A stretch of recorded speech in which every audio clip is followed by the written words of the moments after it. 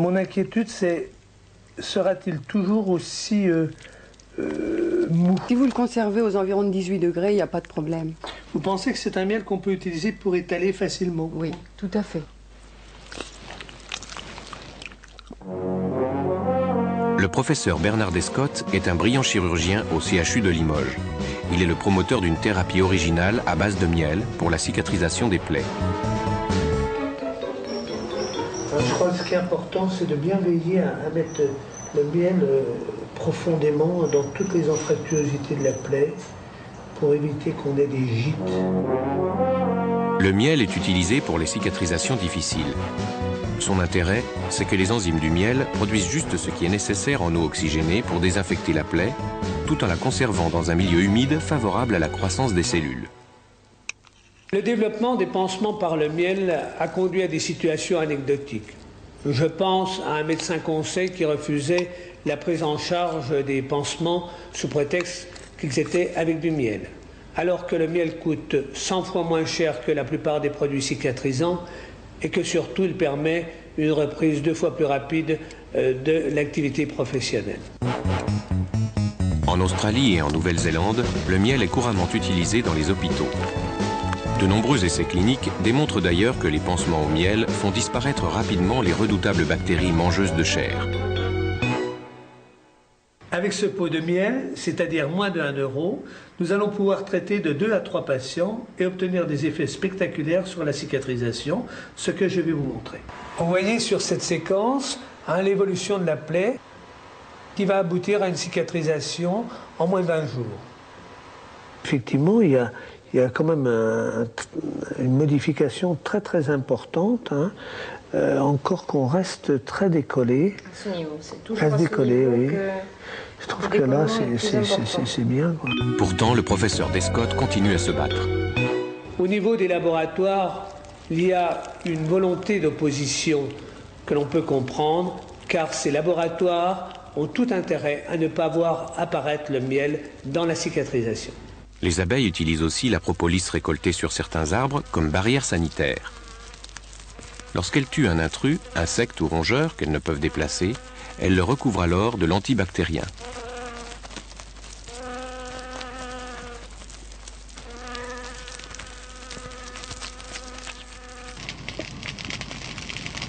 Le miel est le produit d'une alchimie complexe. Le nectar est modifié dans le tube digestif de l'abeille par des sécrétions salivaires qui transforment le saccharose en fructose et en lévulose, tout en apportant de nouveaux sucres absents du nectar d'origine.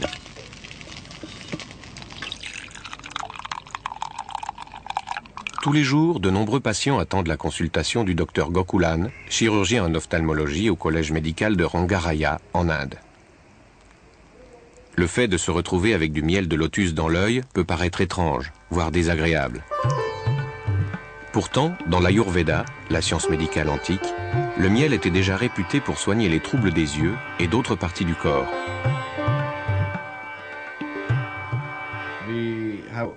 Nous avons aussi un autre traitement composé pour un quart de miel qu'on injecte dans le rectum. Après un certain temps, le miel est évacué naturellement. Le docteur Gokulan envisage d'évaluer ses anciennes méthodes et de tester de nouveaux types de miel.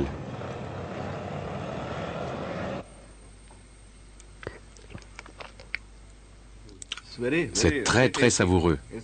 C'est plutôt doux et légèrement aigre. Ça a un goût de... comment dirais-je?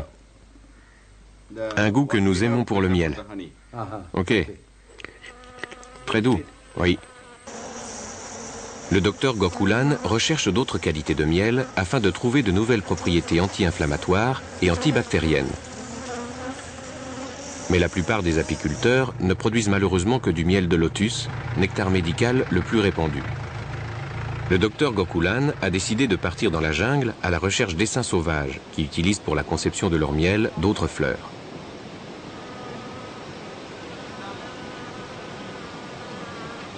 Pour lui, l'abeille est une pharmacie volante.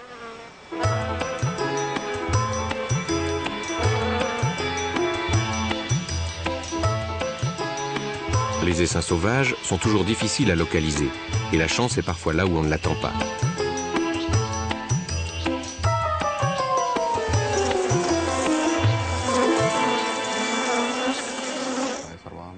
Remercier la nature et les abeilles est un rituel pour le docteur Gokulan. Tu vois mes yeux, mes très gros yeux?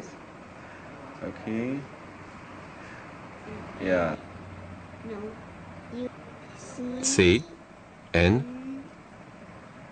D, D, E.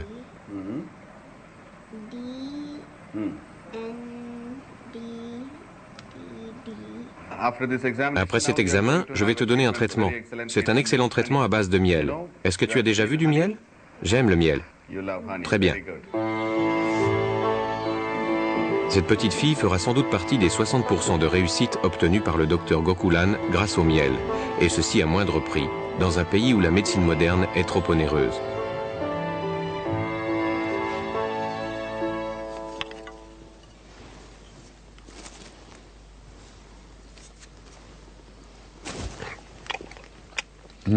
Très bon, hein. Vraiment, hein. Pollen de fruitier aromatique, un verger en fleurs. Hein. Très très bon pollen. Passe-moi celui-ci.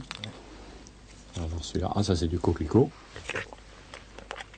Oh, sulfureux, hein. Ce dégustateur de pollen, M. Percy Dussert, a quitté son métier d'ingénieur agronome pour consacrer sa langue aux vertus curatives du pollen frais collecté dans les ruches.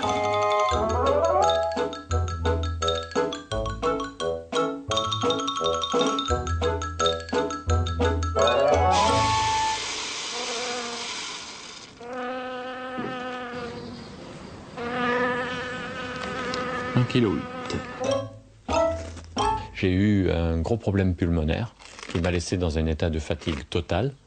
Et c'est dans cet état de fatigue que j'ai consommé du pollen qui sortait de mes ruches. Et ce pollen m'a redonné une forme extraordinaire. Et chaque fois que j'arrêtais, je retombais dans la fatigue. Donc c'était vraiment le pollen qui avait cet effet. Et c'est cet événement qui m'a donné l'idée d'exploiter le pollen frais.